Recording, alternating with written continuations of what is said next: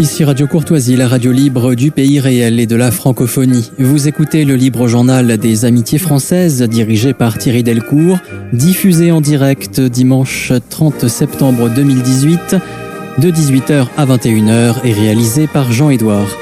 Vous pouvez intervenir au cours de cette émission par téléphone au 01 46 51 00 85 ou par courrier électronique à courtoisie@radiocourtoisie.fr.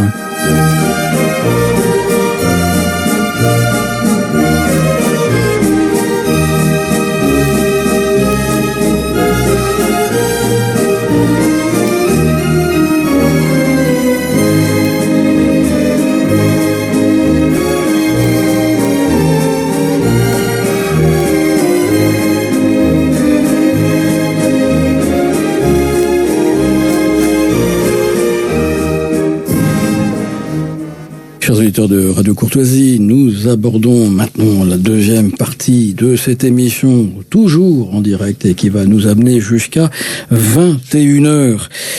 Tout d'abord, deux annonces. Le samedi 6 octobre, une messe à la mémoire de Serge de Beketch qui sera célébrée par le père Jean-Paul Argouac.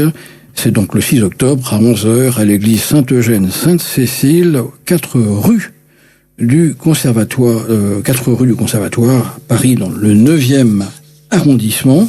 Et puis la messe traditionnelle, annuelle, qui est dite pour Jean Ferré, Serge de Beketch et tous les défunts de Radio Courtoisie. Ce sera le samedi 13 octobre à 11h en l'église Sainte-Eugène, 4 bis rue Sainte-Cécile à Paris, dans le 9e arrondissement. C'est le métro Bonne Nouvelle ou Grand Boulevard. Et cette messe à la mémoire des défunts, de nos défunts de Radio Courtoisie, sera célébrée par l'abbé Guillaume de Tanoirne, selon la forme extraordinaire du rite romain.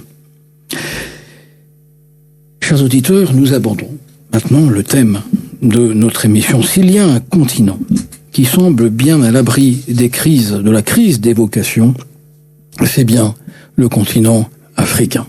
J'ai en mémoire un dessin extraordinaire, ça date d'une quarantaine d'années, je crois que c'est Sampé qui avait fait ce dessin. Et le dessin représentait des Français qui faisaient la fête dans ce qui ressemble à un club méditerranéen. C'était sur une plage au bord de la mer, il y avait des paillettes, l'orchestre, des boissons, une joyeuse fête. Et ils reçoivent avec des cris de joie un prêtre africain. Ils sont tous en tenue de plage, naturellement. Mais lui, le prêtre africain, il est comme un prêtre, il est en soutane, on le reconnaît bien.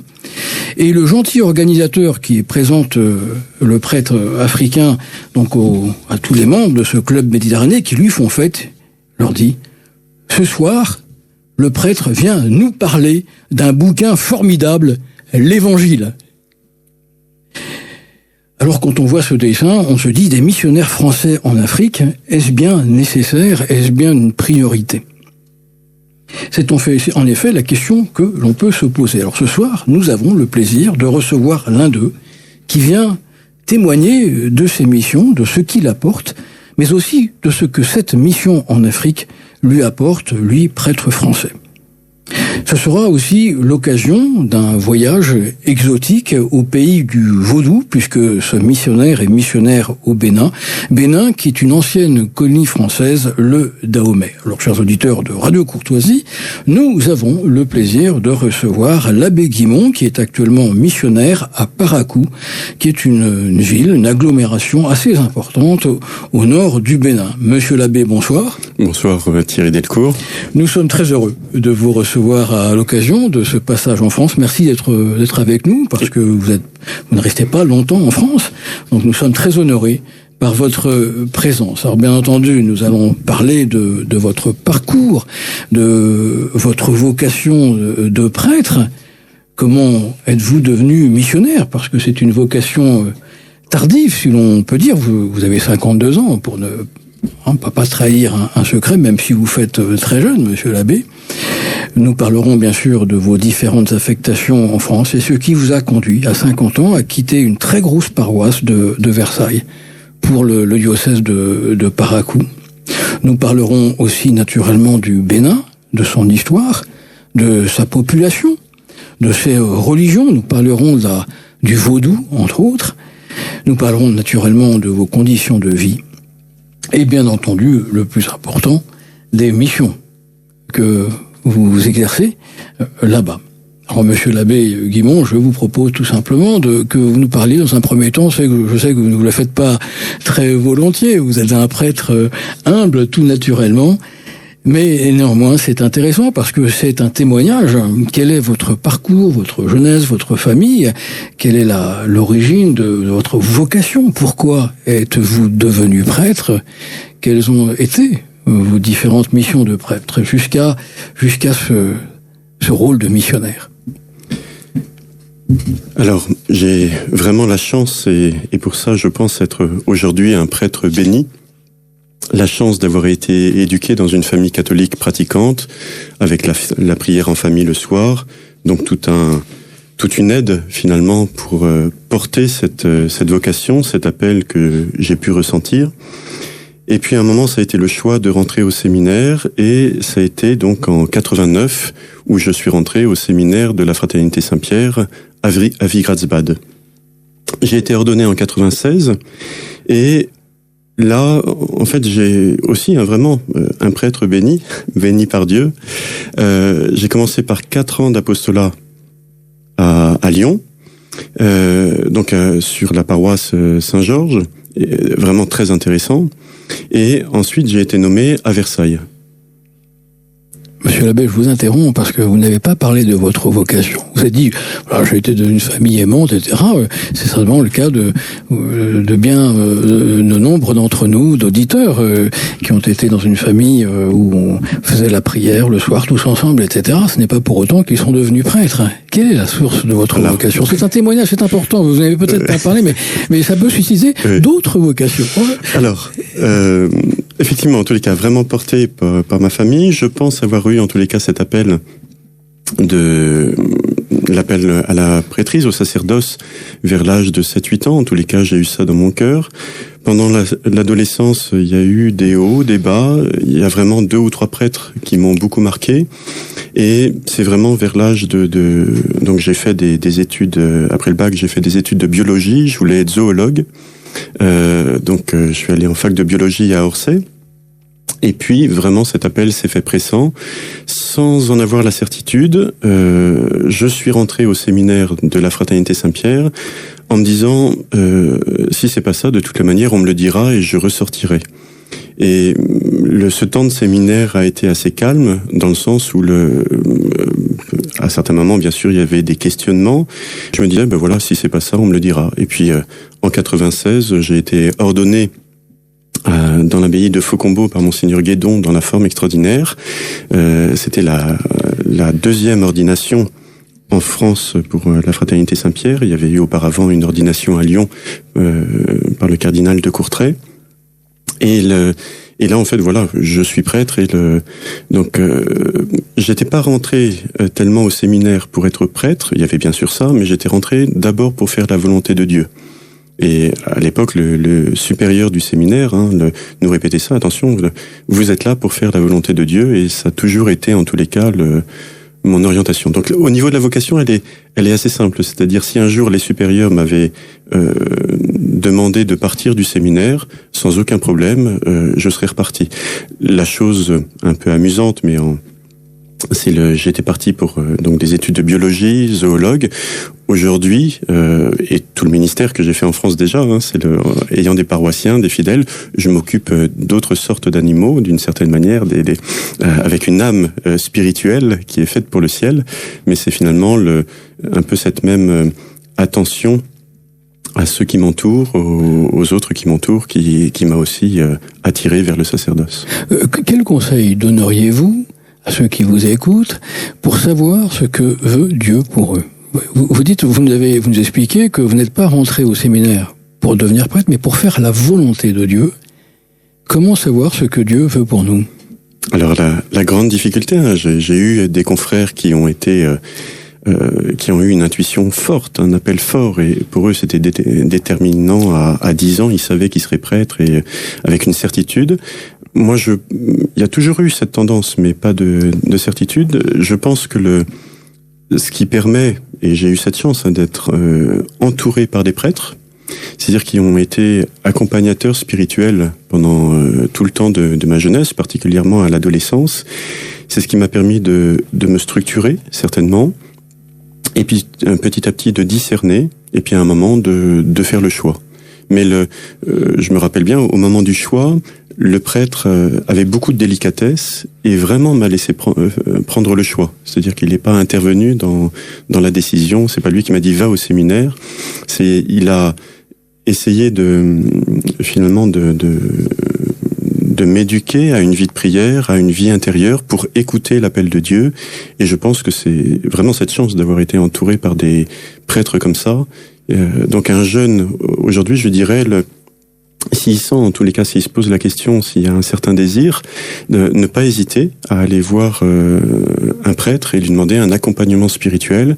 Et puis, en tous les cas, mettre aussi une vie de prière assez forte, un temps d'oraison tous les jours, certainement, se nourrir de la parole de Dieu, de l'Évangile, parce que finalement, répondre à une vocation, c'est suivre le Christ. Donc, il faut connaître la parole de Dieu, il faut suivre le Christ, oui.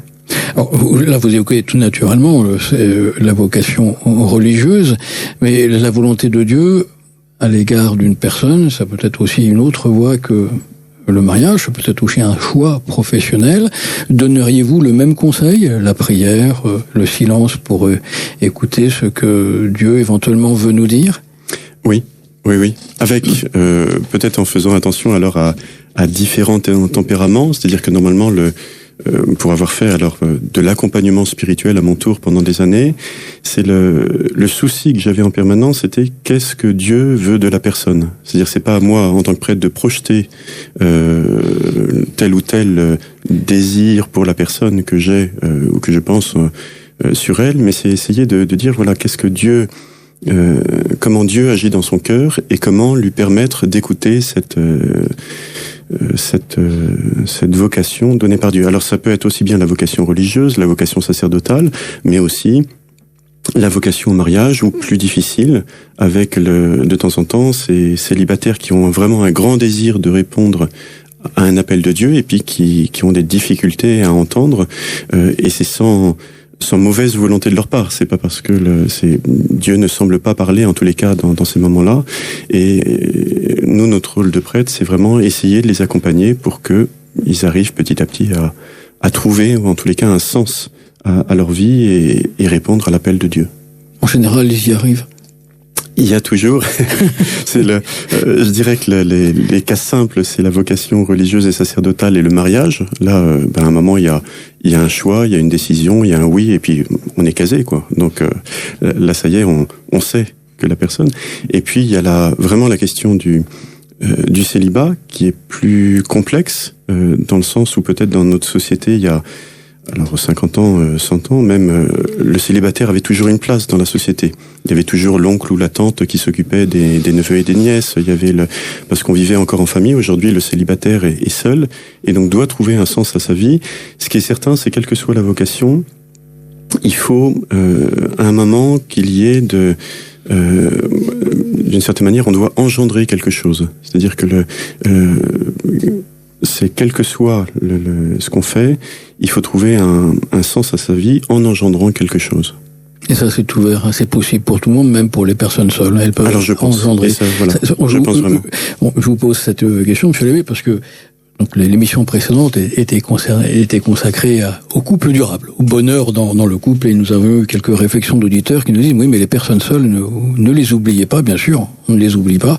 Est-ce que vous nous dites à ces personnes seules, qui ne sont pas mariées, qui ne vivent pas avec quelqu'un et qui souffrent naturellement de leur solitude, eh bien, elles peuvent aussi répondre à une vocation qui est de servir, de rendre service.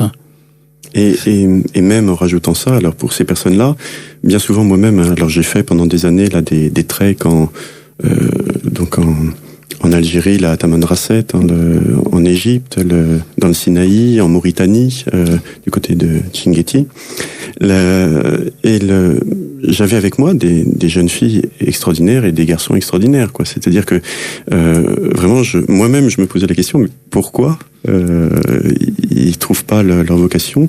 Donc il y a peut-être un moment, ils doivent se poser aussi des questions sur leur attitude, leur comportement, mais finalement pas trop, parce que il y a, je dirais, il n'y a pas de vocation facile, évidente à trouver tout de suite. N'empêche que leur vie doit engendrer quelque chose, ils doivent faire quelque chose, et là c'est extraordinaire ce que certains célibataires font et autour d'eux. L'une des raisons aussi, c'est la disponibilité qu'ils ont et une générosité, un cœur immense qui permet de faire 1000 choses. Monsieur l'abbé, je vous propose de revenir à Lyon, qui est votre première affectation, parce que sinon, on ne va pas arriver jusqu'au Bénin. Ce que vous dites est passionnant et très enrichissant. Vous êtes à Lyon. Alors, je suis à Lyon comme vicaire. Comme vicaire pendant 4 ans. Un ministère très intéressant, premier ministère, très simple. On était en même temps donc l'église Saint-Georges, qui est située qui est située dans le 5e de Lyon, qui était à l'époque un quartier très populaire. Alors que je pense que depuis la ville de Lyon a reconstruit un peu les différentes maisons, donc c'est un statut un peu plus élevé aujourd'hui. À l'époque, alors c'était tout jeune prêtre, je me souviens, les images marquantes en tous les cas, c'était donc autour de nous et sur les trottoirs la nuit, il y avait des dames qui travaillaient toute la nuit, et donc on assurait l'adoration du Saint-Sacrement là toute la nuit le vendredi saint, et régulièrement il y avait des personnes qui vivaient la nuit là qui rentraient. Et ça a été la découverte un peu de ce milieu-là et de l'accompagnement spirituel qu'on pouvait faire à cet endroit. C'est dans ces années aussi où je me suis beaucoup intéressé à la question de l'avortement et de l'accompagnement spirituel des femmes qui avortaient. Et là aussi, c'est tout simplement me retrouvant dans le confessionnal à Lyon une fois ou l'autre et ayant des femmes qui arrivaient en pleurs avec une souffrance terrible. Elles avaient été voir le médecin, le psychologue, tout le monde leur disait c'est pas grave. Et enfin, le prêtre que j'étais leur disait effectivement, ce que vous avez fait est grave, mais la miséricorde de Dieu est infinie. Et là, elle me disait enfin quelqu'un qui comprend le mal que j'ai fait. Alors que finalement, chez ces femmes-là, il y avait une grande souffrance de rajouter, parce qu'elles sentaient dans leur tripes, alors qu'elles n'étaient pas forcément pratiquantes, qu'elles avaient fait quelque chose de grave. Et voilà, ça a été l'accompagnement à Lyon. Permettez-moi de rebondir encore une fois, pardonnez-moi monsieur l'abbé, sur ce que vous évoquez, la souffrance des femmes qui ont avorté. C'est une souffrance, même pour certaines, c'est un cri de douleur épouvantable que le monde refuse d'entendre par idéologie. Nous avions reçu une personne très engagée dans la défense de la vie qui vient d'écrire, alors je n'ai plus le titre de l'ouvrage en tête, si ça me revient dans l'émission je le repréciserai, un ouvrage sûrement sur la souffrance des personnes qui ont avorté, et elle disait que c'était très très difficile. Le travail de cette personne, c'était avant tout téléphonique, c'est un accueil téléphonique pour d'une part les personnes qui pensent à avorter et qui s'interrogent, et celles qui ont avorté et qui les contactaient. Elle décrivait la souffrance épouvantable de ces femmes, et il disait qu'il était très difficile d'apporter du réconfort, tellement cette douleur était à l'intérieur d'elle. Faites-vous le même constat, ou apportez-vous plus d'espérance en disant non, on arrive quand même à calmer cette douleur, cette souffrance? Alors, c'est la raison pour laquelle je me suis intéressé à la chose donc à Lyon.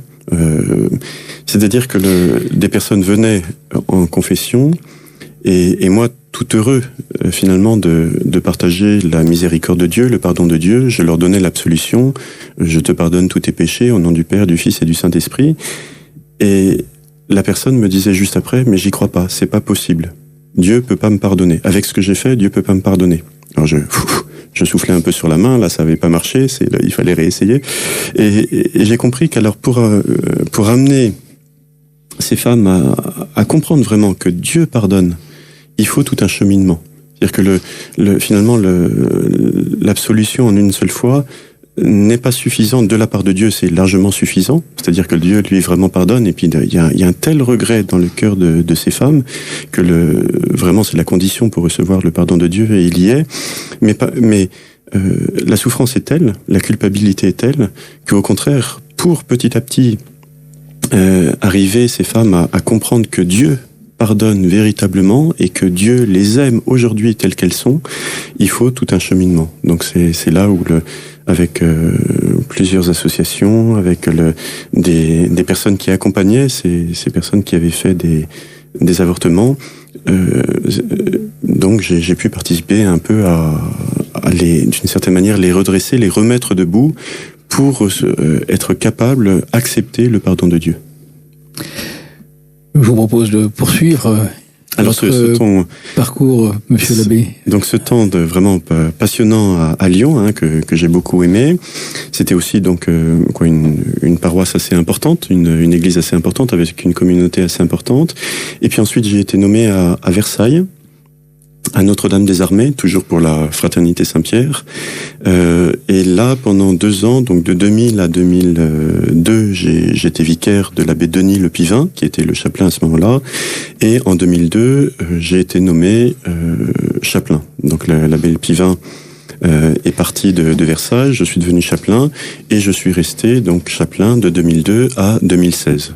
Donc ça me fait toute une période de 16 ans à Versailles.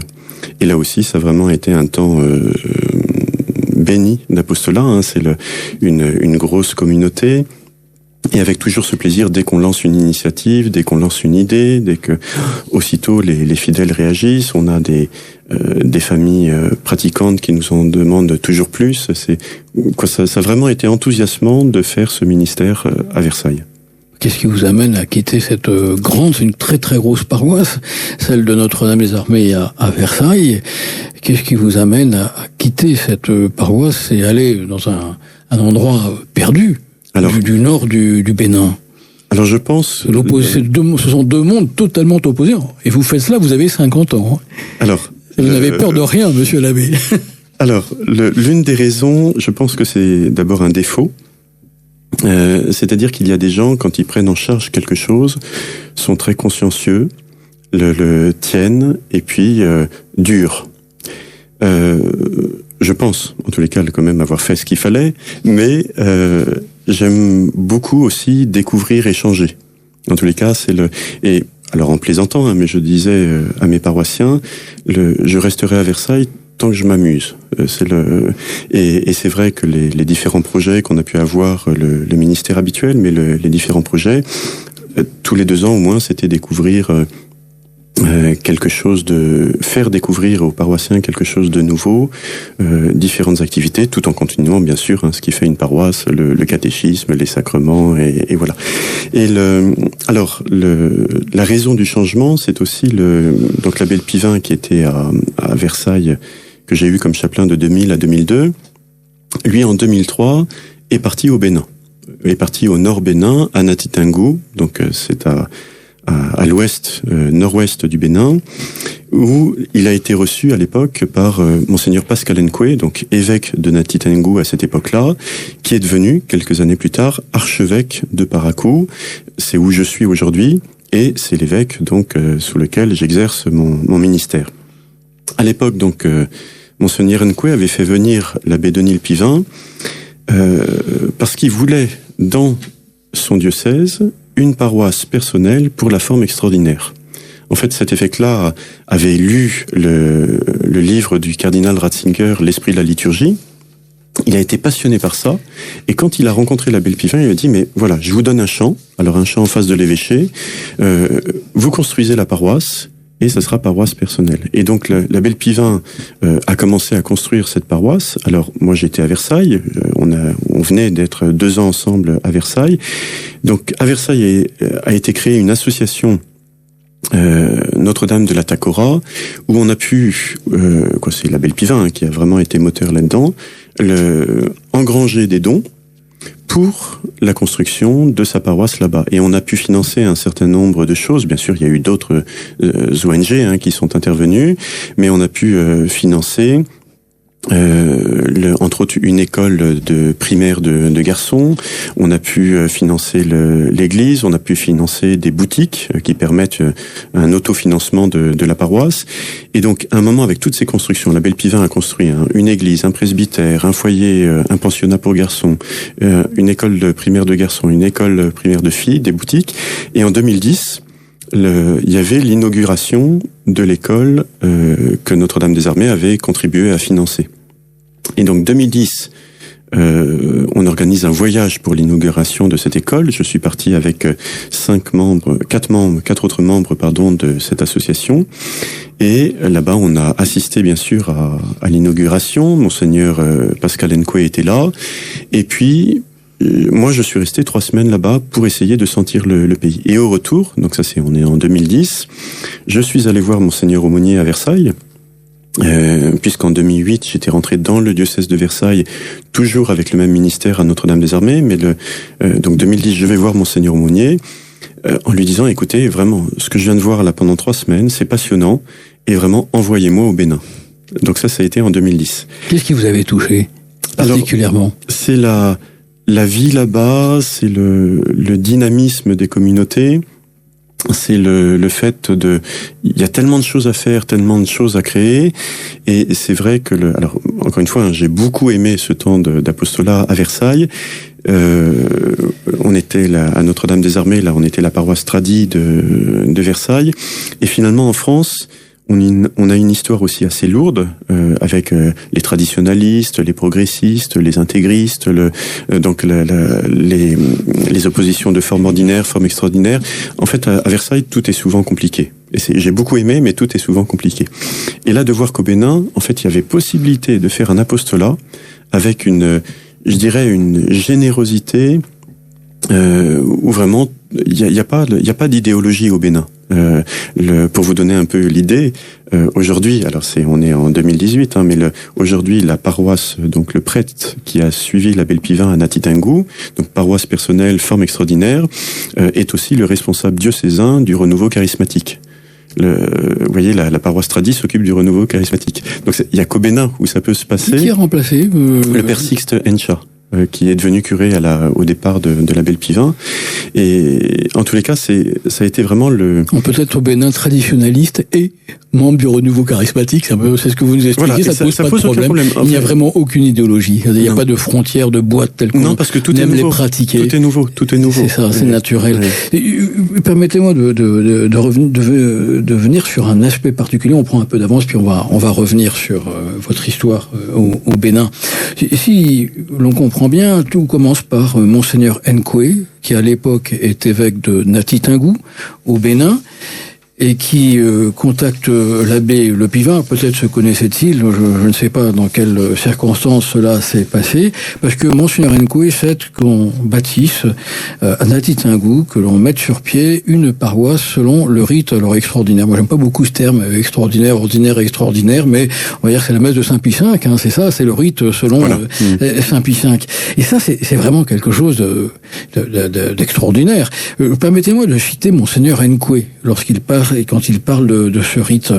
C'est vrai que mon peuple, et plus précisément mon clergé diocésain, est intéressé à la forme extraordinaire du rite romain. Moi-même, je la trouve plus proche de notre religiosité. Alors vous avez expliqué que ça, il l'avait découvert, ce rite extraordinaire, il l'a découvert par le livre de Monseigneur Ratzinger, L'esprit de la liturgie. Moi-même, je la trouve plus proche de notre religiosité. En quoi, concrètement, le rite de Saint Pie V, le rite extraordinaire, est plus proche de la religiosité africaine, béninoise, telle que l'exprime Monseigneur Nkwe? Alors, ça c'est fondamental, parce que c'est ça qui est à l'origine de votre aventure. Tout à fait. Alors, peut-être un peu dans l'histoire de Monseigneur Nkwe, il est d'une petite ville, un gros village en tous les cas, dans le diocèse de Natitingou, la ville de Bukumbe. Et là, quand il était jeune, enfant, donc il a été très impressionné par un missionnaire. Et Monseigneur Nkwe a fait un témoignage sur sa jeunesse, et il dit un peu, je voudrais être comme ce prêtre plus tard. Vraiment un prêtre missionnaire qui l'a marqué énormément, que je pense pas mal d'auditeurs connaissent, c'est le père Marziac, qui était à ce moment-là à Boukoumbe, au Bénin. Et donc c'est vraiment ce prêtre-là, par son esprit missionnaire, son dynamisme l'a énormément marqué. Il a été formé, et certainement, à ce moment-là, il a dû semer, en tous les cas, quelque chose dans son esprit, dans son cœur, puisque c'était le Père Marziac, c'était la liturgie, la forme extraordinaire. Mais c'est vrai que c'est vraiment le livre du cardinal Ratzinger, à l'époque, donc l'esprit de la liturgie qui l'a marqué, et ça s'est fait un peu de façon providentielle, dans le sens où à l'époque, l'abbé Pivin était allé avec le supérieur de la Fraternité Saint-Pierre, donc en 2003, au Burkina Faso.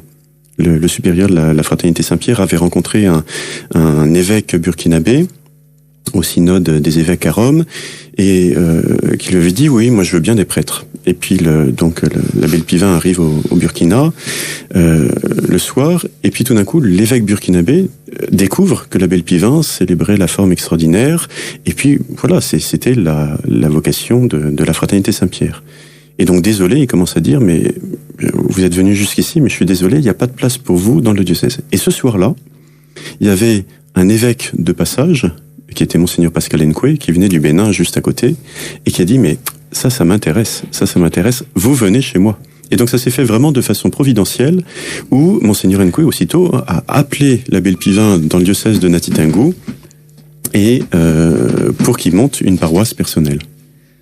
Et vous pensez que c'est l'Esprit Saint qui conduit les hommes? En tous les cas, la providence, la providence. Sur l'abbé Le Pivin au Burkina qui rencontre Monseigneur Nkwe alors que l'évêque du Burkinabé ne veut pas de lui. C'est une histoire en tous les cas, le Monseigneur Nkwe avait déjà ce souci-là. Monsieur l'abbé Guimond, en quoi la messe de Saint Pie V, ce rite dit extraordinaire, est plus proche de la religiosité telle qu'exprimée par Monseigneur Nkwe, qui était évêque de Natitingou, qui est maintenant archevêque de Parakou. Voilà. Alors, et là, vous allez voir la conclusion de ça aussi, c'est que depuis 2 ans, à Parakou, Monseigneur Nkwe a demandé à tout son clergé, forme extraordinaire, forme ordinaire, à tout son clergé de célébrer orienté. Vous voyez, on a l'idée que la forme ordinaire, messe de Paul VI, c'est célébrée vers les fidèles, et forme extraordinaire, c'est orienté, le dos aux fidèles, tourné vers Dieu. Eh bien, dans le diocèse de Parakou, depuis 2 ans, l'évêque a demandé que forme ordinaire, forme extraordinaire, on soit tous orientés. Pourquoi ? Et c'est dans ce sens-là où il disait que la forme extraordinaire était plus proche de la religiosité des Béninois.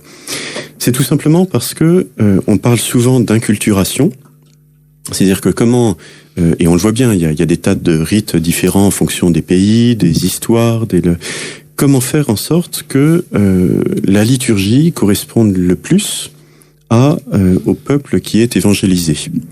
Et c'est vrai que au Bénin, donc ce sont surtout les animistes qui sont là, le vaudou qui est un peu plus au sud, moi je suis plus au nord, donc Parakou, Natitingou, on n'a pas le vaudou, mais il y a tous les animistes avec des tas de dieux, des tas de fétiches un peu partout. Et en tous les cas, ce qui est certain, c'est que dès que le féticheur offre un sacrifice à la divinité, il est tourné vers la divinité. Le fait d'être tourné vers les fidèles, pour eux, c'est pas possible, c'est un non-sens. C'est vraiment la notion d'intercession qu'on a aussi dans la messe catholique, c'est-à-dire que le prêtre est celui qui prend les intentions de prière, et qui les présente à la divinité au nom de tous les fidèles qui sont derrière. Donc le prêtre, finalement, dans toutes ces religions animistes, est un pontife. Il fait le pont entre la terre et le ciel. Et c'est vraiment le rôle du prêtre qui offre alors le sacrifice. Et le sacrifice étant où il y a des victimes, du sang qui est répandu, éventuellement. Alors là, les féticheurs, c'est des poulets, et puis dans le vaudou aussi, il y a tout un tas de sacrifices comme ça. Par le sang versé, par le principe de vie qui s'écoule, alors on essaye de faire un lien entre la divinité et l'humanité. Et donc, Monseigneur Nkwe dit, nous, en célébrant orienté, donc tous ensemble avec le prêtre tournés vers l'Est, vers le soleil qui se lève, le Christ ressuscité, et puis aussi l'annonce de la fin des temps où le Christ reviendra dans la gloire, pareil, dans cette grande lumière, eh bien, il y a une vraie raison. Un Béninois, en fait, quand il assiste à une messe orientée, tout de suite, il retrouve ça dans sa culture, et ça l'aide, d'une certaine manière, à mieux suivre la messe. Et il y a l'orientation du prêtre, mais il y a aussi le latin. Alors, le latin, c'est l'autre raison, et de la même manière, alors au Bénin, vous avez 60 langues qui sont parlées. La langue nationale, c'est le français, qui permet alors d'unifier un peu tout ça. Mais malgré ces 60 langues, dès qu'il y a un culte envers une divinité, il y a une langue particulière, une langue sacrée. C'est pas la langue de tous les jours. C'est vraiment le vaudou, tout ce qui est prononcé, le kidam moyen ne comprend pas. Et donc, Monseigneur Nkwe dit, si vous célébrez en latin, vous avez une langue sacrée. Et là, pour le béninois, c'est pas même s'il comprend pas, hein, il a pas fait forcément de latin, le simple fidèle, parce que les prêtres béninois parlent très bien latin, font vraiment des bonnes études en latin. En fait, ça montre, c'est le signe que c'est une langue sacrée et donc une langue pour s'adresser à Dieu. Ce qui explique pourquoi dans toutes les paroisses, vous avez des chorales grégoriennes qui sont remises en place parce que c'est vraiment la langue sacrée qui permet de célébrer Dieu correctement. Et ces explications données par Monseigneur Nkwe sont impressionnantes, hein, mais elles n'ont pas l'air partagées. Puisque vous avez cité l'exemple de l'abbé Le Pivin qui est au Burkina Faso, il ne fera pas affaire avec l'évêque du coin parce que l'évêque de Burkinabé ne veut pas de cette messe. Ce que dit Monseigneur Nkwe, est-ce que c'est partagé en Afrique ou c'est vraiment particulier à Monseigneur Nkwe? Que constatez-vous? Alors, un peu des deux, c'est-à-dire mais là, je connais pas encore bien l'Afrique. Attention, je suis en Afrique depuis 2 ans. C'est pas mal. Depuis 2 ans, mais ça permet vous pas. Vous avez beaucoup voyagé en plus. Je connais pas forcément toute l'Afrique et tout. Ce que je connais du Bénin, en tous les cas, en me restreignant au Bénin, c'est-à-dire que la question liturgique n'est pas du tout à l'ordre du jour. C'est-à-dire que où je suis là, 70 ans d'évangélisation. Au nord, c'est 160 ans. Ce qu'on connaît, ce qu'ils ont connu de l'Église, les prêtres missionnaires, les religieuses. En fait, un prêtre missionnaire, c'est quelqu'un qui sait faire de la plomberie, qui sait faire l'électricité, qui sait construire une maison, construire une église, qui est ambulancier, qui sait tout faire. Pareil, les religieuses, c'est des religieuses infirmières, c'est des religieuses enseignantes, donc des tas un savoir-faire incroyable. Mais là-dedans, la question liturgique vient un peu après. Vous voyez, ils ont plutôt connu des bâtisseurs plutôt que des liturges, en quelque sorte. Et sans que ça soit en opposition, mais en tous les cas, c'est pas le souci. Et pour en avoir discuté avec Monseigneur Nkwe, vraiment, la question liturgique, Rome dit, on fait. Vous voyez, il y a eu la traduction du Notre Père, la nouvelle traduction du Notre Père. En France, quand il s'est agi de la prendre, oh là là, ça a été compliqué, comment on allait faire. Le Bénin, dès que Rome a promulgué le décret, mais on l'a pris aussitôt. Et en France, ça a été 1 an après, il a fallu attendre 1 an avant de prendre ça dans les différentes paroisses. C'est-à-dire que au Bénin, quand Rome dit, on fait. Et quoi que ce soit. Donc il n'y a pas ce souci de la question liturgique, même au niveau des traductions, où là, il y aurait beaucoup de choses à faire dans les nouvelles traductions en français, où il y a beaucoup d'approximations, en tous les cas je trouve, de mauvaises traductions. J'en avais parlé à Monseigneur Nkwe qui m'a dit, mais voilà, on n'a personne qui s'intéresse à ça, sur ces traductions liturgiques, et puis les Français, les Belges, les Canadiens vont faire la traduction, et on va prendre, ça sera décidé, et on va prendre. Donc lui est assez particulier, dans le sens où c'est un évêque qui s'intéresse à la liturgie, et qui, dans sa culture, arrive à retrouver des éléments qui l'amènent à dire que vraiment la liturgie traditionnelle est quelque chose dont il a besoin dans son diocèse aujourd'hui. Et une des conséquences de ça, alors je vous parlais de l'orientation, et il a créé donc... je continue un peu l'histoire avec l'abbé Le Pivin. L'abbé Le Pivin donc a été 8 ans à Natitangu comme curé de la paroisse. Il est revenu ensuite 2 ans en France dans le diocèse d'Avignon où il est incardiné aujourd'hui, et il est reparti, il vient de terminer ce temps, 5 ans pour à Parakou, là, donc il a suivi Monseigneur Nkwe à Parakou pour monter un séminaire. Donc il était directeur du séminaire tout en construisant les bâtiments et puis bien sûr responsable des études et de l'enseignement des séminaristes. Et au séminaire aujourd'hui, les 2 formes les séminaristes, pendant la semaine, ont les 2 formes. Le lundi, il y a la forme extraordinaire. Le mardi, il y a la forme ordinaire en latin, orientée. Vous voyez, en fait, il y a différentes manières de faire. L'évêque veut que les prêtres de demain du diocèse de Parakou soient capables de célébrer la forme extraordinaire.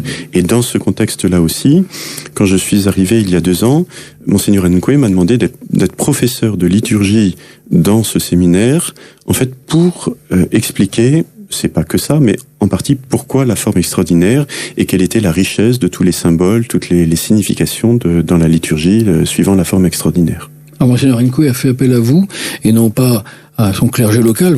Vous allez nous expliquer que l'église du Bénin est très dynamique, il y a beaucoup d'ordinations, mais il a fait appel à vous parce qu'il avait besoin, en quelque sorte, d'un spécialiste de la liturgie traditionnelle.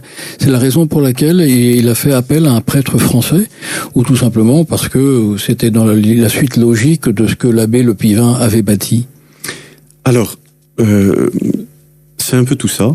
C'est-à-dire que dans la suite logique, parce que il voulait vraiment pour le diocèse de Parakou aussi un lieu pour la forme extraordinaire. Et puis, 2010, donc j'y avais passé 3 semaines en rencontrant Monseigneur Nkwe. Quand j'étais à Versailles, j'avais fait venir aussi Monseigneur Nkwe à Notre-Dame-des-Armées. Il avait célébré dans la forme extraordinaire. Donc on avait gardé le lien. Et quand, en 2015, Monseigneur Aumônier, l'évêque de Versailles, m'a donné l'autorisation de partir, aussitôt j'ai fait un aller-retour à Parakou pour voir Monseigneur Nkwe, lui demandant s'il avait encore besoin de moi. Et aussitôt, il m'a dit, ben voilà, dans le diocèse, il y a une petite communauté de sœurs contemplatives, donc qui adorent le Saint-Sacrement 24 heures sur 24, qui a juste 8 ans d'existence, là. Tu seras leur aumônier et tu vas leur célébrer la forme extraordinaire. Elles connaissaient pas. Mais là aussi, vraiment, elles m'ont reçu les bras ouverts. Et la première année, à la fin, avec la supérieure, là, je lui ai dit, voilà, ça fait 1 année que vous avez la forme extraordinaire. Est-ce que ça vous va? Est-ce que peut-être vous voulez changer d'aumônier Et la mère, alors ce sont des contemplatives, m'a dit, mais on ne connaissait pas la forme extraordinaire avant, mais maintenant qu'on connaît, on n'aura que ça. Ça c'est parce que entre autres le silence du canon, le côté sacré, tout ça les amène à une contemplation dans la messe qui correspond parfaitement à leur vocation. Et puis donc ça a été un peu la raison pour laquelle Monseigneur Nkwe m'a appelé. Donc il voulait continuer l'œuvre de l'abbé Le Pivin, là, enseigner la forme extraordinaire. Donc je donne des cours aussi pour célébrer la forme extraordinaire aux prêtres du diocèse qui désirent l'apprendre. Et puis une autre raison, qui n'est pas des moindres, je m'en aperçois avec le temps, c'est que malgré tout, je suis un des vieux prêtres du diocèse. Pas le plus vieux, il y en a plus âgés, mais c'est vraiment 70 ans d'évangélisation. Tous les prêtres ont 10 à 15 ans la plupart des prêtres ont 10 à 15 ans de moins que moi. Et donc finalement, l'évêque avait besoin aussi d'un prêtre avec quelques cheveux blancs, tout simplement pour mettre un style sacerdotal, montrer que le prêtre peut vivre simplement, que le prêtre a un temps d'oraison le matin, le soir, il y a une manière d'être finalement sacerdotale, et on voit bien que dans un clergé très dynamique, très bien formé aussi, mais il y a besoin de temps en temps de quelques vieux qui vivent... Tout est relatif quand même. Voilà, tout est relatif, mais quelques vieux qui donnent un peu un tempo pour avoir une vie sacerdotale. Ça, c'est un besoin particulier au Nord Bénin, parce que au sud du Bénin, qui a été, vous nous aviez expliqué cela, qui a été évangélisé bien avant, là, il y a une grande diversité d'âge. Oui, alors dans le clergé. Tout à fait. Maintenant, c'est encore une fois, alors c'est vrai que dans le sud Bénin, Cotonou, il y a quasiment plus aucun blanc. Les missionnaires sont montés plus au nord où il y avait encore besoin, mais c'est vrai qu'au sud il y a tellement de vocations et on en voit bien les effets l'été en France où plein de prêtres viennent faire des remplacements et même pendant l'année. Donc il n'y a pas du tout de problème de vocation, ça c'est clair. Mais il y a encore, c'est quelque chose de très nouveau, c'est vraiment une nouvelle chrétienté et vous voyez il y a là, je parle de Parakou, mais un peu ce que je sens dans les paroisses et chez les prêtres, c'est qu'ils disent, voilà, on a eu les missionnaires, et vraiment, tout ce qu'ils nous ont enseigné, ça a été magnifique. Ça a été l'époque aussi, donc il y a 50 ans, du Concile Vatican II, et vraiment, ça a été très dynamique, et ils nous parlaient sans cesse de Vatican II, et vraiment, on les remercie de tout ce ministère qu'ils ont fait, de toute cette évangélisation qu'ils ont faite, mais qu'est-ce qu'il y avait avant ? C'est-à-dire que de temps en temps, dans la présentation de l'Église, on a pu avoir l'impression qu'elle avait commencé à Vatican II. Et dans une jeune église de 70 ans, elle se dit, bon ben d'accord, on vient d'être évangélisé, qu'est-ce qu'il y a eu les siècles précédents? Et alors il y a vraiment, l'expression est un peu forte, mais une gourmandise des Béninois de redécouvrir ce qui était avant. Et donc dans toutes les paroisses, vous avez une chorale grégorienne, vous avez les gens travaillent les pères de l'Église, vous voyez une soif de savoir ce que l'Église a fait avant. Et donc moi arrivant dans ce contexte-là, les gens partout, les sœurs particulièrement dont je suis l'aumônier, mais partout les discussions que je peux avoir, ils sont heureux de savoir de découvrir tout le trésor de l'Église. Voilà. Chers auditeurs de Radio Courtoisie, nous avons le plaisir de recevoir ce soir en direct l'abbé Laurent Guillemont, qui est missionnaire à Paracou, au Nord Bénin, et qui vient nous entretenir, témoigner de sa mission extraordinaire. Extraordinaire non pas parce que c'est le rite extraordinaire, mais parce que c'est vraiment exceptionnel, cette mission que vous remplissez au nord du Bénin, à Paracou, à la demande de l'archevêque local, Monseigneur Nkoué. Pas d'autre raison, monsieur l'abbé, à accepter de quitter une paroisse quand même riche en histoire, riche aussi sur le plan matériel, pour basculer. Enfin, quand on regarde les photos de Paracou, c'est très impressionnant, et quand on compare ça avec l'aisance et l'opulence même de Versailles, ce sont deux mondes opposés à 50 ans. À 50 ans, comment fait-on pour basculer de l'un à l'autre? Vous l'avez fait ça en pleine conscience, ou alors c'était complètement inconscient? Peut-être, on en parlera peut-être après, la pauvreté, en tous les cas, du Bénin, certainement. Et en tous les cas, l'une des raisons, quand je suis parti, là, les paroissiens me demandaient, mais pourquoi vous partez? Et je leur disais un peu en plaisantant, vous savez, à Versailles, de temps en temps, j'ai essayé d'être pauvre. Et en fait, ça a jamais marché.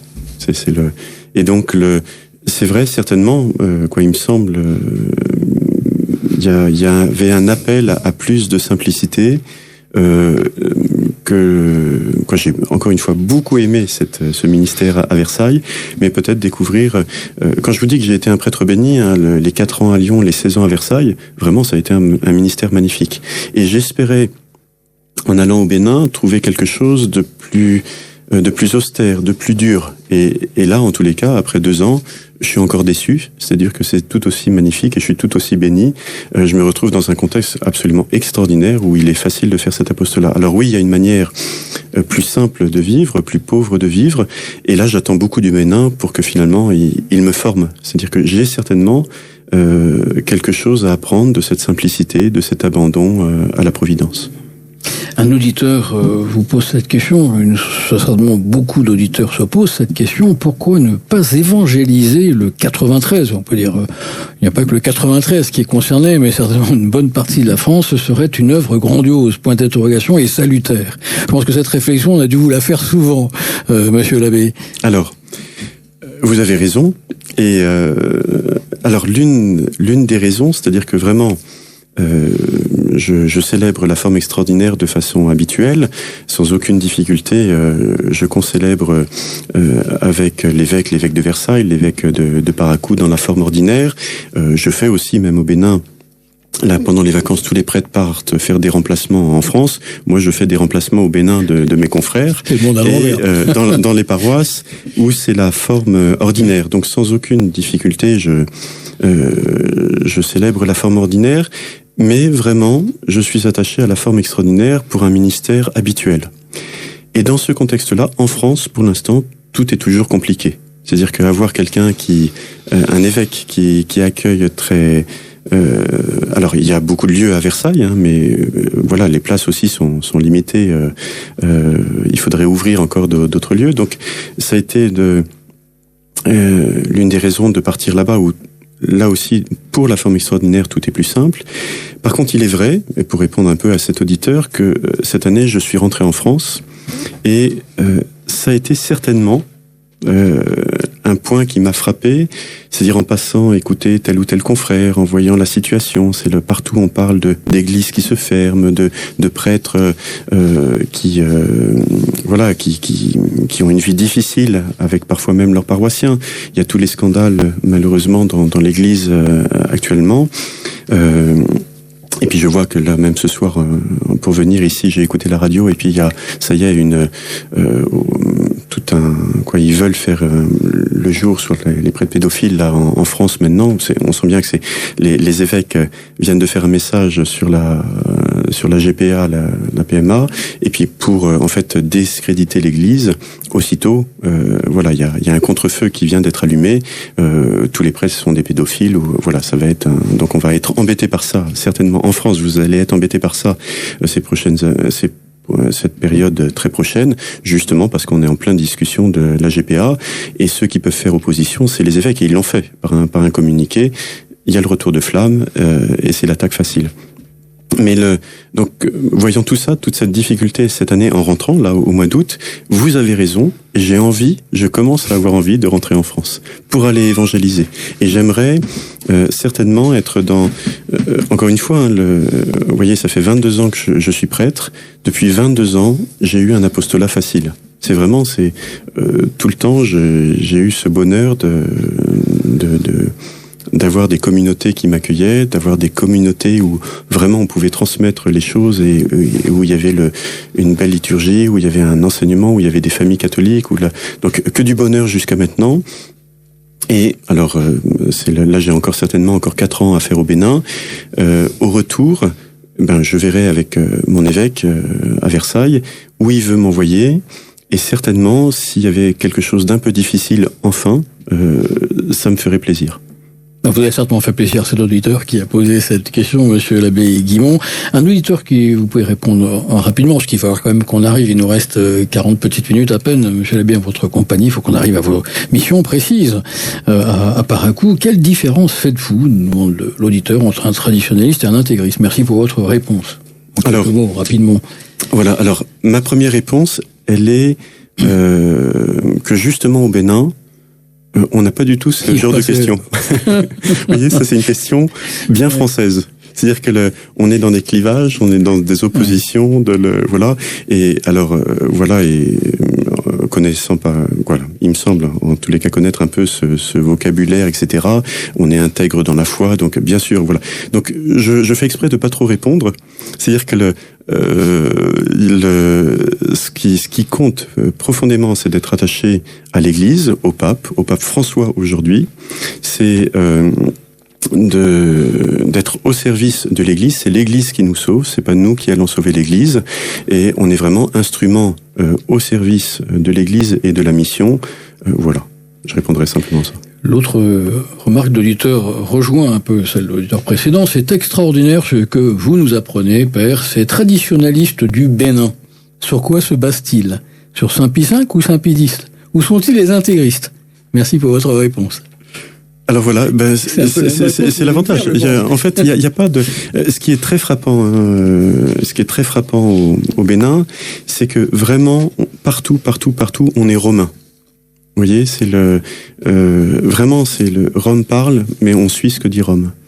Et dans ce cadre-là, donc vous voyez, le pape François demain dit quelque chose d'un peu étonnant, d'un peu bizarre pour nous Français, et puis où les tradis, là où on aurait un peu de mal peut-être. Au Bénin, ça passe tout de suite. En fait, ils se posent même pas la question. Le pape a dit, on fait. Et en même temps, ils ont cette soif de redécouvrir la richesse, le trésor de l'Église pendant tous les siècles, donc de redécouvrir toute la liturgie traditionnelle, tous les chants, le grégorien, le latin, tout ça. Pour cadrer votre action au Bénin, voudriez-vous dire quelques mots sur l'histoire de ce pays? S'il y a quelque chose de particulier dans son histoire à préciser aux auditeurs, là aussi en quelques mots, dans l'histoire du Bénin. On sait que c'est une ancienne colonie française.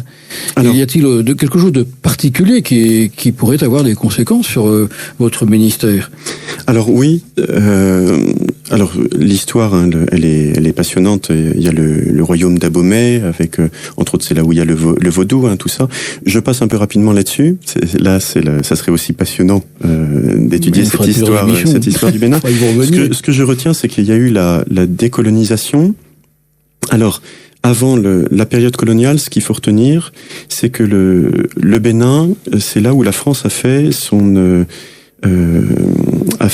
l'instruction des cadres pour ses colonies. Donc les Béninois ont été formés, puis ensuite envoyés dans les administrations au Gabon, au Cameroun, au Sénégal, partout. Il y avait des Béninois partout dans les administrations. Au moment de la décolonisation, ils ont été chassés de partout comme les Français. Mais cette école d'administration a fait qu'on a fini par surnommer le Bénin le quartier latin de l'Afrique. Et c'est vrai que encore aujourd'hui, quel bonheur de les voir, de les lire, de les écouter. Ils parlent un français admirable. Et donc il y a vraiment toute une culture qui est passionnante. Donc là, ça donne aussi cet aspect-là, ça donne un certain aspect au Bénin, en tous les cas, un aspect culturel qui est très intéressant. Autre élément qui est important pour aujourd'hui. Dans ma mission, donc il y a eu la décolonisation, et après on a eu l'État avec Kirikou là est devenu communiste de 75 à 90. Tout simplement, quand le mur de Berlin là s'est effondré en 89, les Béninois ont arrêté d'être communistes en 90, et ça s'est fait un peu du jour au lendemain. Sans aucune difficulté, alors que la période communiste a aussi été très dure à certains moments. Ce qui est intéressant, c'est que à cette période-là, en 90, il y a eu ce qu'on appelle la conférence nationale, où un des moteurs de cette conférence nationale était Monseigneur de Souza, l'évêque de Cotonou, qui a fait un travail extraordinaire de réconciliation nationale. Ce qui fait que vraiment les évêques au Bénin ont une place absolument incroyable. Alors le président précédent avait fait un remerciement officiel à tous les évêques du Bénin, et nous, en tant que prêtres catholiques, quand on se balade, on est reconnu d'une façon extraordinaire. Vraiment, il y a je dirais presque une vénération. Alors, il faut faire attention à pas tomber dans un cléricalisme, mais partout, le prêtre catholique est reconnu avec vraiment une autorité, et il y a une réciprocité, c'est-à-dire que les prêtres catholiques, on sait bien qu'on est reconnu avec vraiment cette autorité, et tous les prêtres catholiques font très très attention à, je dirais, bien se tenir, parce qu'ils savent qu'ils sont énormément regardés. C'est un pays très pauvre, le Bénin, un des pays les plus pauvres du monde. Alors, quelques chiffres, peut-être, qui permettent de comprendre. Exactement. Donc, l'espérance de vie en France est de 82 ans. L'espérance de vie au Bénin, 63 ans. Donc, quasiment 20 ans de différence. Un autre chiffre qui montre la différence, il y a un classement par pays. Là, le PIB, produit intérieur brut, par habitant. C'est en dollars. La France et le Bénin sont 24e. La France 24e en commençant du début, le Bénin 24e en partant de la fin. La France, c'est 36 000 $ par habitant. Ça ne veut pas dire qu'on a tous 36 000 $, mais ça veut dire qu'il y a des routes goudronnées, ça veut dire qu'il y a des infrastructures, des supermarchés, des choses comme ça. Donc la France, 36 000 $ par habitant. Le Bénin, 814 $. Donc voilà. Ça veut dire que c'est une vie. À Parakou, l'eau n'est pas partout. En pleine ville, il y a encore des puits où les gens du quartier viennent chercher l'eau. Dans les robinets, quand on a de l'eau le matin, on est tout content. Quand il y a 3 heures, quand l'électricité fonctionne pendant 3 heures, c'est une journée magnifique. En fait, toutes les infrastructures sont encore vraiment très très pauvres. Donc c'est pas goudronné, c'est de la piste. Alors il y a de mieux en mieux. C'est-à-dire les grands axes sont goudronnés, et là tout le monde rêve. Vous voyez, c'est un peu la question.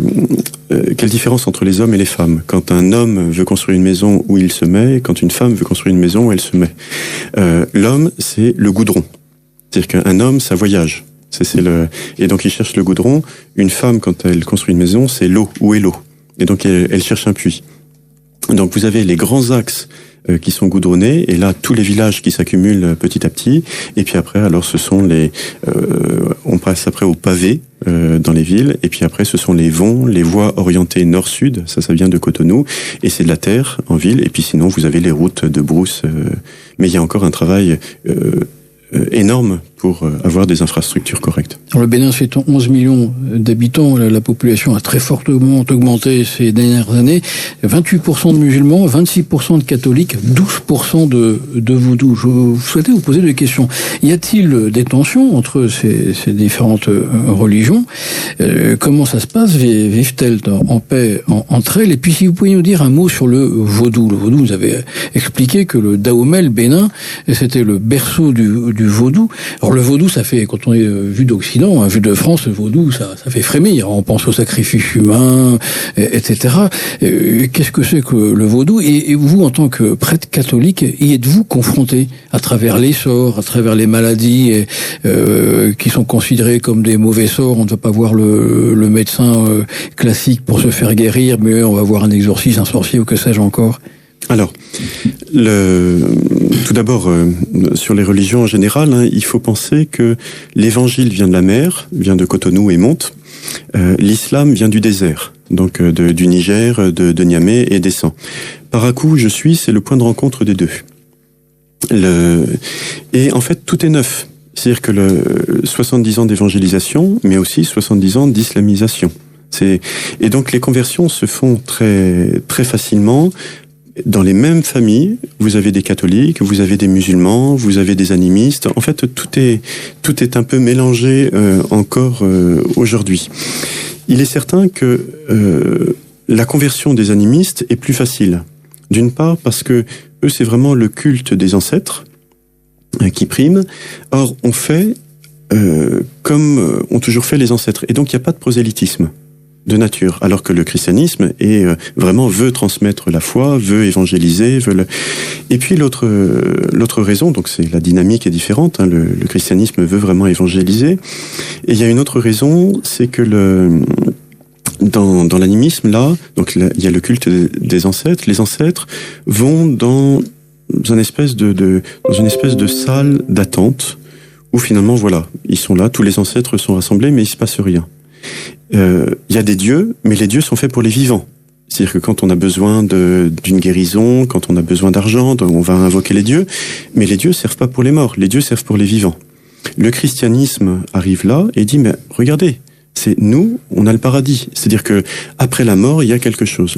Un jour, il y aura la résurrection, un jour vous serez au paradis avec le Christ, vous aurez la vision béatifique, et là ça donne une espérance à toutes ces religions animistes, et donc vraiment avec une facilité. Vous voyez, à Parakou, toutes les paroisses de Parakou, il y a entre 200 et 300 catéchumènes. Donc les catéchumènes, ce sont des adultes qui se préparent au baptême. Il y a 4 ans de formation, et vraiment chaque année, des centaines de baptêmes partout. Le vaudou est un animisme. Le vaudou, voilà, est un animiste. En tous les cas, c'est un culte, alors qui est plus au sud. C'est vraiment le royaume du Dahomey, le Abomey. Et c'est vrai que c'est une religion qui est beaucoup plus marquée par les sorts, un rituel aussi plus macabre. J'ai pu visiter déjà un marché vaudou, là où on achète ce qu'il faut pour la liturgie vaudou. Et c'est vraiment écœurant. Alors actuellement se met en place le président Talon là veut développer le tourisme, et donc on commence à faire au circuit, à proposer au Bénin des circuits touristiques en découvrant le vaudou, parce que c'est vraiment le berceau. L'image qui est présentée est vraiment c'est une religion de la paix, c'est une religion ça, je pense que c'est vraiment un vaudou des touristes. Et alors je suis peu en contact avec le vaudou, encore une fois c'est plus au sud, mais les gens, les Béninois que je connais au sud, il y a une méfiance des empoisonnements, il y a une méfiance des sorts, il y a une méfiance des sortilèges, et là il y a vraiment qui est porté par le vaudou. Ils ont des couvents. Donc les couvents, c'est des gens qui sont choisis par les prêtres vaudous. Ils sont enfermés pendant un certain temps pour un temps d'initiation. Et puis ensuite, ils retournent dans leur famille. C'est pas une vie définitive, mais ils sont du coup après ils sont prêtres ou prêtresses. Et il y a quelque chose de sacré. En fait, dans le vaudou, on cultive aussi le secret. Vous voyez le roi d'Abomey, à la cour, il y avait à côté de lui une servante qui avait une calebasse. Et quand le roi d'Abomey avait envie de cracher, on ouvrait la calebasse, il crachait dans la calebasse, on fermait la calebasse. Et on allait enterrer la calebasse dans un coin secret pour que personne ne puisse récupérer la salive du roi et porter un mauvais sort là-dessus. Beaucoup de religieuses béninoises, au moment de leurs vœux, alors c'est de la paraliturgie, vous voyez, qui a été rajoutée, prennent une calebasse ouverte. Pour dire, dans le christianisme, il n'y a plus de secret, on cache plus, il n'y a plus les sorts. Au contraire, on offre notre vie au Christ. Donc, ce sont les servantes autour du roi Donc c'est le Christ qui est là, ils entourent le roi des rois, c'est le nouveau roi. Mais là, on n'est pas dans la dissimulation, dans le secret. C'est magnifique cet exemple. Vous n'êtes pas, Monsieur l'abbé Guimond, je rappelle aux auditeurs de Radio Courtoisie que vous êtes missionnaire à Parakou, au Nord Bénin. Vous n'êtes pas confronté au vaudou, vous êtes confronté à l'animisme, mais vous dites que l'animisme, on peut convertir. Dans cette religion, on peut convertir relativement aisément les animistes à la chrétienté. En revanche, vous êtes confronté à quelque chose d'assez dramatique qui sont les enfants sorciers. Alors, plus au nord, effectivement. Donc là, c'est quelque chose de culturel, il y a aussi au nord, donc l'animisme, beaucoup de superstitions. Et l'une d'elles, c'est quand des enfants naissent par le siège, ils vont porter le mauvais sort au village. Et donc là, dans un village de brousse, quand un enfant naît de cette manière-là, quelqu'un du village se dévoue, prend l'enfant, part dans la brousse et le supprime. Donc il y a vraiment à évangéliser, justement sortir de la superstition. Et là, il y a une chose magnifique, c'est que au Bénin, la plupart des prêtres et des religieuses ont entre 5 et 10 enfants. C'est-à-dire que lorsqu'on entend parler de ces situations-là, les prêtres, les religieux se précipitent dans la bourse, récupèrent l'enfant avant qu'il soit supprimé et le ramènent chez eux. Voilà, si un jour vous avez cette chance de venir à Parakou, à l'archevêché, vous verrez dans l'archevêché, il y a une quinzaine d'enfants qui vivent autour de l'évêque, qui sont tous des enfants, non pas forcément orphelins parce qu'ils ont leur famille, mais des enfants qui risquaient d'être supprimés. Vous voyez, dans la culture, pour le bien commun, pour éviter que le sort tombe sur le village, et l'évêque fait exprès d'avoir ses enfants autour de lui dans l'évêché pour dire regardez, tout se passe bien, ils sont en train de grandir, ils ont une formation, ils ont des diplômes, ils ont une famille, et le mauvais sort n'est toujours pas tombé. Le chiffre des enfants sorciers mis à mort se réduit ? Alors en tous les cas, ça fait partie de l'évangélisation où on essaye de montrer, l'Église catholique montre que vraiment, voilà, le mauvais sort n'est pas porté. En revanche, il y a à Parakou un véritable orphelinat tenu par des sœurs qui n'avaient pas l'eau potable jusqu'il y a peu, et vous êtes intervenu, vous avez sollicité l'aide de vos anciens paroissiens pour faire installer l'eau potable encore. Voilà, alors ça a été une petite action, une des petites actions là cette année. Donc à 30 km de Parakou, là il y a un orphelinat avec une quarantaine d'enfants, des tout petits, c'est de la naissance à 5 ans. Ce sont des enfants qui sont ramassés dans la brousse abandonnée, qui sont ramassés aussi dans la ville.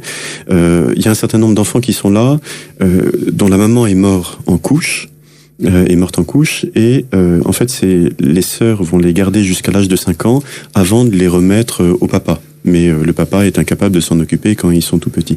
Et c'est vrai que en visitant cet orphelinat, voilà 3 ans que ces sœurs qui s'occupaient de l'orphelinat de Tchatchou n'avaient pas l'eau courante. Et donc ça a été tout un projet donc j'ai lancé une opération là avec Credo Funding, que je remercie bien de son aide cette année, et puis l'association Notre-Dame de la Takora, où on a pu en 5 jours trouver le financement pour faire un forage, un château d'eau, remettre toute la tuyauterie dans l'orphelinat, et puis également les gens ont tellement été généreux en 5 jours, je vais demander à Credo Funding de bloquer un peu, donc les gens ont tellement été généreux que j'ai pu installer également, avec l'argent qui restait, les panneaux solaires, et donc tout l'orphelinat aujourd'hui est éclairé à l'éclairage solaire. Monsieur l'abbé, il nous reste 20 petites minutes à passer seulement en votre compagnie pour que vous nous parliez de vos missions. Je les rappelle, telles que vous les avez présentées au début de notre entretien. Tout d'abord, vous êtes l'aumônier des sœurs contemplatives de Jésus à Parakou.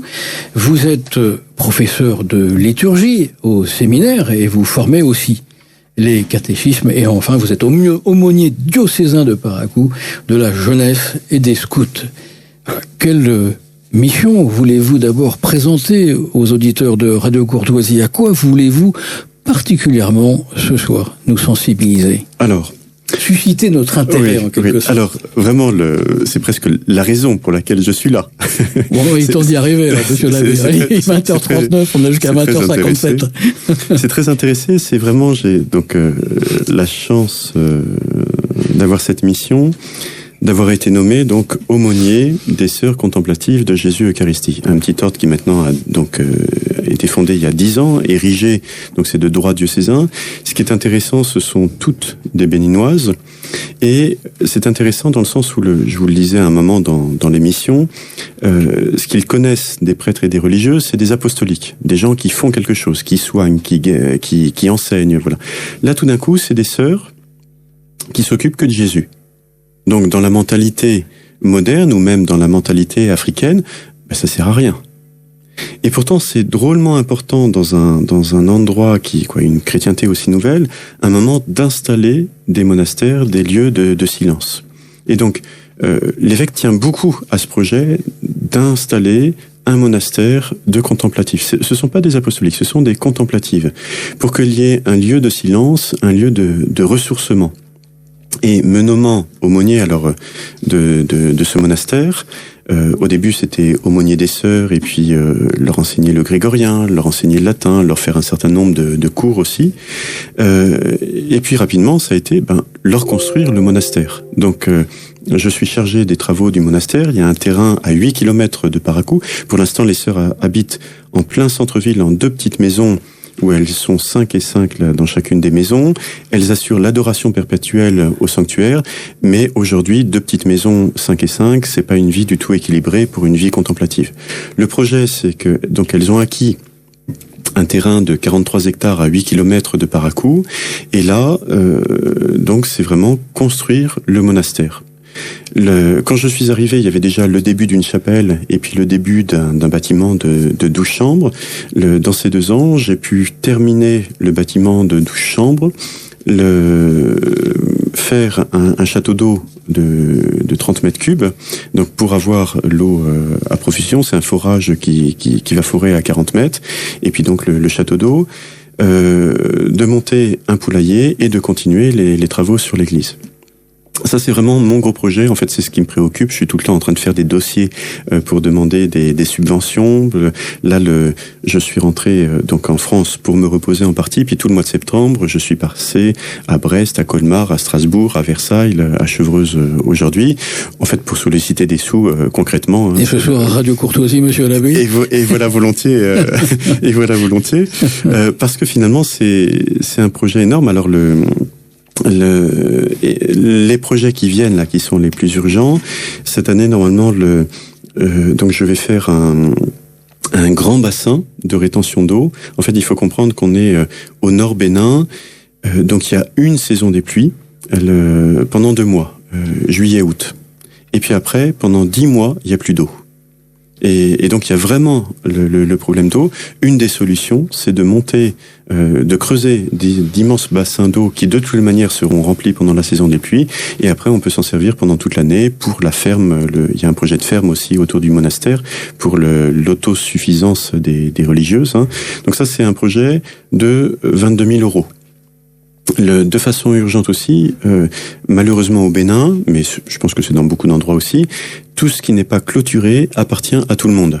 Un peu en arrivant au Bénin, là, il me restait du temps, donc les sœurs avaient des ruches, et donc j'ai fait une formation d'apiculteur là en arrivant au Bénin, et j'ai tout simplement 6 petites ruches dont je m'occupe, que je soigne. Voilà, ce sont. Et vous commercialisez le miel ? Alors, j'aurais pu commercialiser le miel si on me l'avait pas volé. Et c'est pour ça que je dis, tout ce qui n'est pas clôturé appartient à tout le monde. Et donc cette année, j'ai pas fait de récolte. Au moment d'aller récolter, les ruches étaient déjà vides, tout le miel avait été pris. Et donc, installer des sœurs contemplatives, il y a une nécessité à clôturer le terrain. Une difficulté que je peux avoir dans les projets, c'est que, vous voyez, les ONG participent énormément à tout ce qui est social. Donc une école, un hôpital, des orphelins, tout ça, sans problème, on trouve le financement. Le problème, c'est que dans la mentalité moderne, en Europe, un monastère, ça sert à rien. Qu'est-ce que c'est que ces femmes qui passent leur temps devant Jésus à l'adorer et qui bossent pas, quoi. Et surtout qu'il y a tant de besoins sur place. Et surtout qu'il y a tant de besoins sur place. Et donc, dans les dossiers que je présente, c'est très difficile, parce que quand je demande une clôture, alors déjà demander un bâtiment pour des sœurs contemplatives, c'est rarement accepté. Et puis en plus, une clôture, la clôture, vous voyez, c'est pour mettre des murs. Et là, les ONG n'aiment pas du tout les murs. Au contraire, il faut que ça soit ouvert à tout le monde. Donc c'est une vraie difficulté, et c'est là où je cherche énormément de financement pour faire cette clôture. Avec cette clôture, cette année, normalement, je devrais faire... donc la clôture, c'est 150 000 €, parce que l'idéal, ça serait faire 3 km de clôture. Donc c'est un projet assez important. Et aussi de construire donc une cuisine et un réfectoire. Là, c'est un projet de 200 000 €. Une fois que tout ça est terminé, en fait, les sœurs peuvent venir habiter. Donc j'espère que dans 2 ans, dans les 2 années, on aura construit tout ça et ça permettra d'installer les sœurs. Une fois que les sœurs sont en résidence, il y a encore plein de projets, c'est-à-dire on va développer la ferme, il y a une étable pour les vaches, il y a un petit poulailler aussi qui a été construit, il y aura des moutons, il y aura des cultures, il y aura du carité. Alors, c'est-à-dire que je sens bien que le risque, ça serait de faire tout ça pour les sœurs et ensuite de repartir sans leur laisser de moyens de subsistance. Vraiment, en les voyant vivre, je suis admiratif. Elles vendent chaque jour là des chapelets, elles font du pain, elles font des petits gâteaux, des choses comme ça, et elles vendent aujourd'hui ce qui leur permet de vivre demain. C'est comme ça qu'elles subsistent. C'est comme ça qu'elles subsistent. Avec elles, là, quand je prends la voiture, elles mettent 7 € d'essence un petit peu, elles peuvent pas mettre plus. Et elles vivent vraiment au jour le jour. Et un des projets pour les libérer de cette question financière, j'aimerais mettre en place, mais ça sera dans les 5 ans, disons, j'aimerais mettre en place un atelier de beurre de karité, le pur beurre de karité, donc c'est vraiment la région où on fabrique ça, qui est un produit cosmétique extraordinaire, hyper hydratant, d'avoir une certification avec normes françaises, bio, éco-responsable, et d'emmener ça en France, certainement en lien avec des monastères en France qui vendraient ce produit. Monsieur l'abbé Guimont, missionnaire à Parakou, pour quelles raisons faudrait-il aider les sœurs contemplatives de Jésus-Christ à Parakou? Qu'apportent-elles de particulier? Quel est leur rôle, leur mission qui justifierait que nous les aidions? Alors peut-être une histoire béninoise, pour résumer la chose. C'est Dieu un jour qui en a marre de la prière des hommes. Parce que les hommes, quand ils le prient, c'est toujours pour demander plus d'argent, la réussite aux examens, un travail, et Dieu se dit, il y en a marre. Les hommes, là, c'est vraiment, ils m'assomment par leur prière utilitaire, matérialiste. Allez, hop, un peu de vacances. Et il demande à ses anges, trouvez-moi un endroit où il n'y a pas d'hommes, que je sois tranquille. Et les anges réfléchissent et disent, mon Dieu, vous pouvez monter en haut de la montagne, l'Everest, là, vous... Et puis aussitôt, un autre dit, mais vous les avez créés sportifs, avec un corps magnifique, qui est capable de tout. Ça y est, maintenant, ils montent partout. Dans le ciel, alors. Mais non, vous les avez créés intelligents, ils inventent les fusées, les satellites. Ils vous retrouveront au fond de la mer, même chose. Grand silence. Et à un moment, Saint-Michel, citons-le aujourd'hui, Saint-Michel a une idée, et dit, je sais, mon Dieu, il y a un endroit, là, vraiment, vous pouvez y aller, et vous serez tranquille. Vraiment, l'homme n'y est jamais. Alors, grand silence, quel est ce lieu? Ce lieu, c'est le cœur de l'homme. En fait, l'homme est tellement dans l'extérieur, dans le matérialisme, dans le désir des choses du monde, que finalement, son cœur, il n'y est jamais. C'est pour cette raison qu'il faut nous aider à monter le monastère. C'est-à-dire que vous voyez, l'électricité, là, les quartiers de Parakou sont en train d'être électrifiés. Quelle est la première chose que les Béninois installent dans leur maison, dès qu'ils ont l'électricité? La télévision. À tous les carrefours de Parakou, vous avez des vendeurs de décodeurs Canal+. Et il se retrouve, les émissions au Bénin ne sont pas plus intelligentes que les émissions en France. Et donc ils tombent vraiment, ils ont devant eux, par ces écrans de télévision, toute cette société moderne matérialiste, et surtout eux qui n'ont rien, deviennent avec une colère, une envie, une jalousie, et c'est là où l'évêque dit, vous les Blancs, en fait, vous avez déjà perdu. Vous êtes trop matérialistes. Vous êtes en Afrique, au Bénin, on n'a pas encore perdu. Et donc c'est lui, quand il était à Natitingou, c'est lui qui avait fait venir les sœurs de Jouk et qui avait fait une fondation de Jouk pour la même raison. C'est-à-dire qu'il faut des lieux de silence, il faut des lieux de... Mais voyez, finalement, comprendre qu'il faut des lieux de silence et de prière simplement pour que les uns et les autres puissent venir se ressourcer et puis vraiment avoir une vie intérieure pour ensuite être meilleurs missionnaires autour, en fait, il faut avoir la foi. Si on n'a pas la foi, on comprend pas cette idée de construire un monastère de contemplatifs. Les auditeurs de Radio Courtoisie qui seraient intéressés par ce projet, monsieur l'abbé Guimont, que doivent-ils faire? Alors, tout simplement, ils peuvent envoyer leurs dons à l'association Notre-Dame de la Takora, qui est situé à Versailles, 6 rue des États Généraux, donc 78 000 Versailles. C'est une association qui délivre des reçus fiscaux, et là, donc, qui a soutenu en son temps les projets de Label Pivin à Natitingou, qui continue à aider le foyer de garçons de Natitingou, qui a aidé le séminaire de Paracou, de la formation des séminaristes, et qui aujourd'hui m'aide dans la construction du monastère de Boko. Avez-vous un blog, un site qui puisse se rendre compte de ce que vous faites sur place, de ce projet des sœurs contemplatives de Jésus-Christ? Alors, il y a un blog. En fait, le meilleur moyen, c'est d'aller sur Google, là, ou autre moteur de recherche. Voilà. Abbé Laurent Guimond Bénin, et là, tout de suite, vous trouvez sur le blog. Ouais. Alors, c'est un blog plus, en fait, pour donner des nouvelles, quand je suis parti. Là, il y a une lettre à peu près tous les 2 mois, où je raconte un peu ce que je vis là-bas. Il y a des éléments sur la construction du monastère, mais pas que, quoi. C'est aussi un peu la vie au Bénin. Quelle vie menez-vous là-bas? Comment se passe le quotidien pour vous? Comment circulez-vous? Comment vous nourrissez-vous? Quelles sont vos conditions de logement? Et puis comment la population vous reçoit-elle? J'imagine que vous êtes assez isolé. Il y a très peu de blancs, je pense, dans cette région, et très peu de religieux blancs. Alors, il y a comment ça se passe pour vous? Très peu de blancs. L'année dernière, on était 5 prêtres blancs à Paracou, sur un clergé de 70. L'année prochaine, donc, on sera 2. Voilà. Donc c'est vrai qu'on se sent un peu plus seul, mais il y a aussi beaucoup de confrères béninois. En fait, mon désir en venant au Bénin avait été vraiment de vivre comme eux. Et vous voyez, dès le début, alors on nous demande quand on part au Bénin, il faut être vacciné contre la fièvre jaune, voilà. Mais mon désir était vraiment de vivre comme eux, et donc je suis là pendant 2 ans, j'ai été avec une maison où il y avait 7 prêtres. On n'a pas la climatisation, je mange ce qu'ils mangent, donc toute la nourriture, c'est à la base un peu de féculents. L'igname, le sorgho, donc il y a une pâte, ce qu'on appelle une pâte, et puis dessus il y a une sauce. Alors c'est du légume ou de la tomate ou des arachides, voilà. Et puis il y a un morceau de poisson, un morceau de viande, voilà, avec une viande très cuite parce qu'ils aiment pas du tout la viande saignante.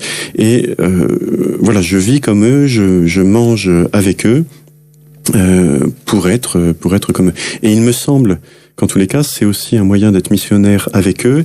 Ils ont l'idée que le blanc se balade dans la grosse voiture, avec la climatisation. Là, vraiment, c'est le choix de vivre comme eux. C'est-à-dire que vous vous déplacez comment? Alors, vous n'êtes pas dans un gros 4x4 climatisé, si non. Alors, j'ai une petite moto. J'ai une petite moto qui me permet de me déplacer facilement. Et puis, pour les travaux du monastère, et puis pour également les ruches que je visite régulièrement, j'ai eu besoin d'une voiture. Donc, j'ai pris une voiture neuve, qui venait de Suisse, une voiture neuve qui est arrivée au port de Cotonou. La voiture est de 99. Et au Bénin, c'est vraiment une voiture neuve. Voilà, vraiment. Donc c'est une Toyota qui a été magnifiquement entretenue par un Suisse. Et voilà, j'utilise ça pour me déplacer. C'est une voiture simple avec un coffre avec une grande capacité, mais c'est pas la 4x4 climatisée. Vivre comme eux, ça doit être dur. J'imagine qu'il y a le paludisme, les problèmes sans doute aussi sur la nourriture, on ne sommes pas adaptés à ce type de nourriture, la chaleur aussi, la chaleur humide. Vous êtes dans une chambre qui n'est pas climatisée, vous avez refusé des logements climatisés pour vraiment vivre comme ça, va vraiment être une vie rude pour vous.